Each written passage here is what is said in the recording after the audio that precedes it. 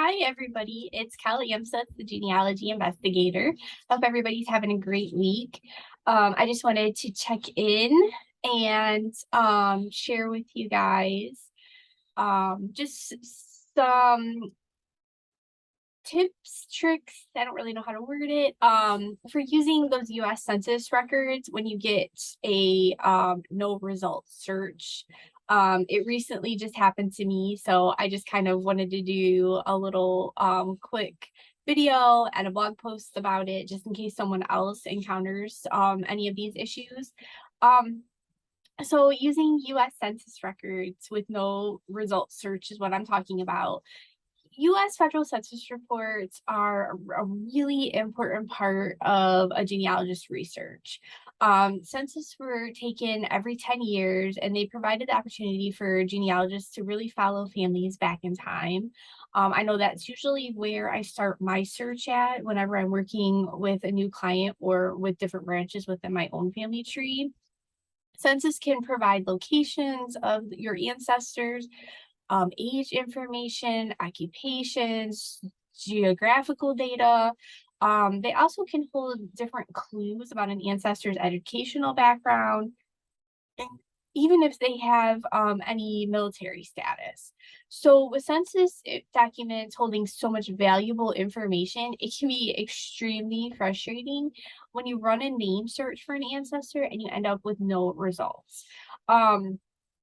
So why are there no results? There can really be a lot of factors for running a search and coming up with no results. Maybe your ancestor's name was misindexed, or the numerator's handwriting was illegible for transcription, which in a lot of cases that tends to be the issue. You might be trying to access a census that maybe was newly released and the index is kind of lagging in the record release, or maybe the preliminary indexing is just incomplete. It can be said with the just released 1950s U.S. Census, they used an artificial intelligence generated index. We don't really know how accurate that index might be because it's just been released.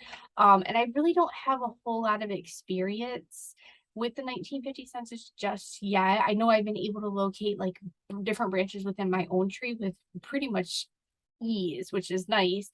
But I know like as we continue to dig as genealogists, I think we might find, whether that artificial intelligence did a good job or if it did miss some indexing.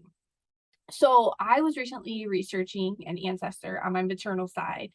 Guys, literally after hours and hours of searching, I moved over to the surname, which I'll dig in a little bit further. I don't want to start off too quick, but so I moved over to one of the surnames, and it was only then that I was able to find this ancestor and her husband, and they lived, and it's hard to say, but like maybe a house or two away from the surname ancestor, which I was using her maiden name in that case.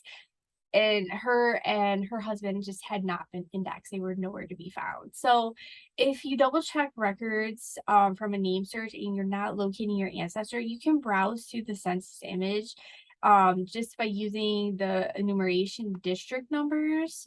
And it can kind of sometimes break that wall when you get that no result frustration. I know I was like racking my brain, like I cannot find them. So I've used Family Search as an example, since this site hosts pretty much all of the I don't want to say pretty much all of the U.S. federal census records, and they house them for free. But my thought process should pretty much carry over to any of the subscription services like Ancestry.com or MyHeritage. So the first thing is to identify your ancestor's address, and don't panic, okay? Because I know when you hear that, you're like, oh my God, like I have no idea where they live. And you're thinking, wouldn't I rely on a census to give me that type of information to know like what city, town, county that my family lived in? But the census images are organized by location. So by starting with the least vague idea of the maybe like a neighborhood or a street that your family lived on at the time, it can really be beneficial. So some possible sources for finding your ancestors' addresses, you can try the city directories. Our city directories are housed in our local library, but you can also find them at state archives sometimes. You also want to look at vital records. Birth certificates are going to give you clues as to where they were born, if that was on file. In my case, we're back in the 1870s in Kentucky, and birth certificates back then are pretty much null and void. Like, I don't think I found very many at all on file.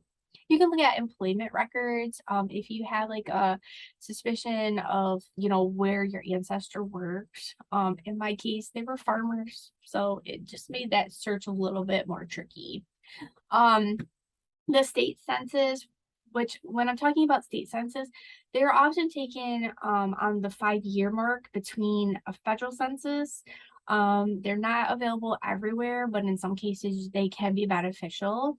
Obituaries, they always hold tons of great clues and newspaper articles. So if you have that newspaper.com search, definitely take advantage of it because you just never know what you're going to pull up. Draft registrations and military service documentation are going to also hold tons of clues. And then just home sources, like, maybe there are correspondence letters that have been passed down, somebody's holding on to them. Photographs on the back. Sometimes, family members were really good about writing on the back, and perhaps it has a clue to where they were located. And then family Bibles. My mom holds one side of our family Bible. I hold another side of the family Bible. And just you never know what they're going to document in that family Bible. I have some tin pictures. I have just some random notes which I don't really know what they mean. There's some rent receipt slips in there from like way back. You just never know, what they were going to throw into that family Bible to be carried on. So just some great tips. You should also consider addresses that your ancestors were known to have lived at during other census. And that can help you locate them as well. I was fortunate enough to find an 1870 census showing the family that I was looking for living in Jackson County, Kentucky, with the post office of Clover Button. So that kind of allowed me to hone in that area of research and kind of go back through the census for that year in that county. And it was only then that it popped out at me. Like, I literally noticed Elijah Brock and Sarah Brock living, like one household away from Sarah's parents, who were John and Martha A. Rose, which is something that I had missed on my initial glance. But since Sarah and Elijah's names had not been indexed, my search query produced no results. Boo, like, not fun. A second tip would be to figure out the enumeration district. Enumeration district maps, they would show boundaries for the districts. This enumeration district map is just created for certain census. Like, I was able to pull up one for Jackson County, Kentucky in 1950, and it just kind of shows house numbers and just further location references, which can be handy when you're doing your research. The government would employ tens of thousands of workers in a nationwide census project to get the job done. But if you stop and think about the huge undertaking that actually was, especially with different transportation needs during those different times, it can seem really unbelievable, especially with those early census records. I mean, if you're thinking back in the 1870s, they didn't have cars that they were just driving around house to house with. It was on foot, and it was a huge undertaking. Government really had a system of dividing up land into enumeration districts, which, if you see, like, sometimes they're referred to as EDs. And each ED was sized so that one enumerator could canvass that area in a census period. So as a result, like highly populated EDs were often small in the overall like geographical size, while areas that were kind of more sparse in population, they would cover a large section of land. The boundaries between the EDs, they would follow like visible features. And when I say visible features, I'm talking about like rivers and roadways, just as a way to kind of section things off. They also followed political boundaries. So the county boundaries, the state lines, and all that type of thing. So unique numbers were assigned to EDs, and they were made up of county-based codes and a location-specific code. ED numbers were likely to change in between different census. As well as being repeated across state boundaries. So a good example is both California and Ohio have an ED 1-14 in the 1950 census. To find your ED number, it might be helpful to consult an ED map from the National Archives, just to help you with that search. With a great third tip, and my final tip here, I believe, maybe I have, nope, that isn't going to be my final tip, is to review census image from the EDs. Searching record collections by name or keyword is a preferable method for most researchers, but most sites are only going to allow you to view record images in sequence and page through that. So much like I did for Sarah and Elijah, I kind of flipped through page and page and page, and I was just looking at the Rose family and trying to find all the different Rose families in that area, even though she was a Brock at that time, just to kind of pinpoint like how many people were living around that family.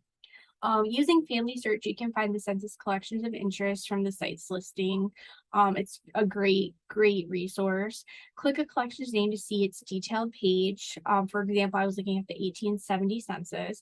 Then you can click Browse All Images. This is going to allow you to select the state and then the county, the city, the ward, any information that you know, and that ED if you know it. You'll then be directed to the image in that set, and then you can use the arrows and you can move back and forth within that entire collection, which will most likely only show a few dozen images. If you're in a heavily populated area, you're going to have a lot more. You can also click the little third icon from the left to allow to view multiple pages as little thumbnails at the bottom. But I do want to warn you that their text can be really difficult to view. And you can click on the image to view it, but it can kind of knock you out of your search. So the entry for my great-great-grandparents, Sarah and Elijah, it ended up on page 11 of a 16-page image in the 1870 collection for their ED number 197. So as you browse, just be sure to pay attention to the street name column. Entries were generally recorded in the order of the numerator's visit, not always by the street. So when you're browsing, it isn't always as simple as counting up or down to your ancestor's house number. In the case of Sarah and Elijah, the street wasn't listed at all in the 1870 census, only a household number. And I assume that they lived in the same vicinity as Sarah's family during this time. I don't really know, but it's just an assumption that I made. Enumerators may have moved from one street to another before they finished, or they could have jumped to an adjacent street altogether. And be mindful that one street may be split across multiple EDs. So I really lucked out with Sarah and Elijah in this case because I was able to locate them without an index. So even after you found your ancestor, just take a few moments just to investigate their neighbors. You never really know what or who you might find living nearby. And your ancestors, they may have lived close to their family or other recent immigrants from the same original hometown. So just be mindful when you are doing your search. As always, I hope that you guys join my mailing list to have my newsletter delivered right to your inbox each week. It does have links to the videos if you prefer a video method, or you can read. So I will put the link below, but please feel free to subscribe. I'd love to have you on my list. No spam, just the newsletter every week. And then to all my fellow family tree research, genealogist. My Genealogy Academy is opened and live, and I do have seats available. It is a full course, 6-week self-paced that is going to show you how to level up your business and do what I do, and become a professional genealogist. I do have a service-based business that I run besides my blog. And my course really teaches everybody how to go from maybe a hobby genealogist to learning how to properly research and build a business and gain clients and markets. So it is fully comprehensive, no fluff, just the facts. But I do have seats available now, so I'll put a link below. You guys, I hunt dead people for a living. Why not you? It's seriously one of the cheapest businesses that you can start. Because like me, I run my business out of my home office. So definitely something to think about. And I do run a service-based business. I do personalized genealogy research. I also do family trees, pedigree charts, and DNA consulting. So if you're curious about any of those, please reach out. My email will be below as well. And feel free to check out some of my other blog posts. I'll put links below. And if you have any questions or have any tips or tricks for me, I love to learn new things. So please feel free to share. And until next time, have a great day.